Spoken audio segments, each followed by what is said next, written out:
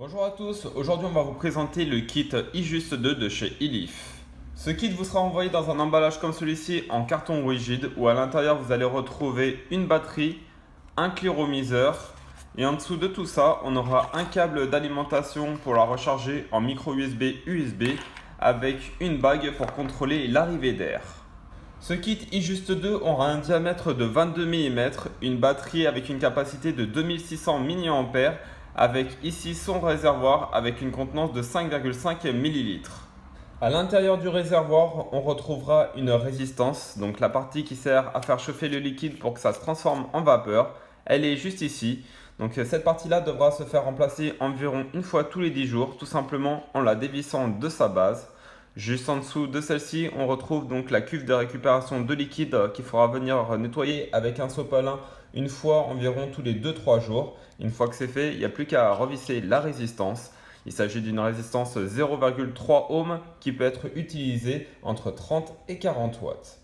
Pour remplir votre réservoir de liquide, il faudra venir déverser celui-ci par un des deux trous situés aux deux extrémités du rond qui est au milieu du cliromiseur.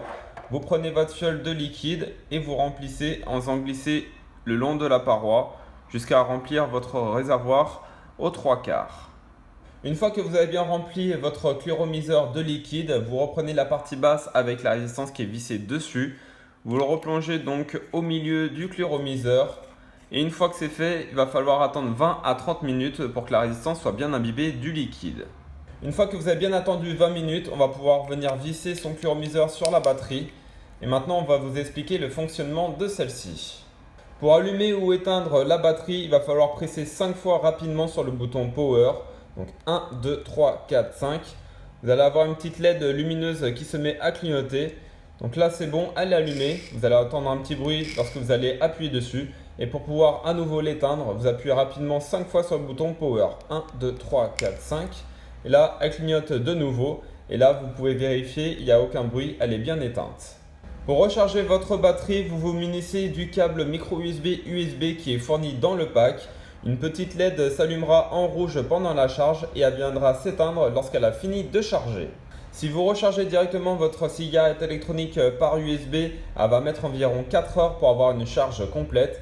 Et si vous utilisez un adaptateur secteur, elle mettra seulement 2 heures. Lorsque vous allez appuyer sur le bouton Power pour pouvoir vaporiser, une LED derrière celui-ci va venir s'illuminer, puis elle va venir s'éteindre et se réallumer. Lorsqu'elle vient se réallumer et que la lumière reste fixe, vous êtes à plus de 60% de la batterie. Et plus la LED va venir clignoter rapidement et moins vous allez avoir de batterie restante à l'intérieur de celle-ci. En bas du cliromiseur, vous allez retrouver quelques trous, ça va être l'arrivée d'air pour avoir un tirage plus ou moins facile, plus ou moins aérien. Et vous avez donc une bague fournie dans le pack. Vous pouvez ici insérer la bague en caoutchouc, donc elle se déforme sans aucun souci. Vous la positionnez sur les trous, comme ceci.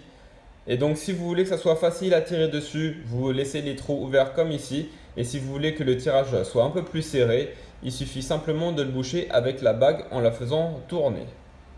Pour faire un résumé, il s'agit d'une cigarette électronique tout automatique, simple d'utilisation avec une grande capacité au niveau de son réservoir et une batterie intégrée qui produira de gros nuages de vapeur.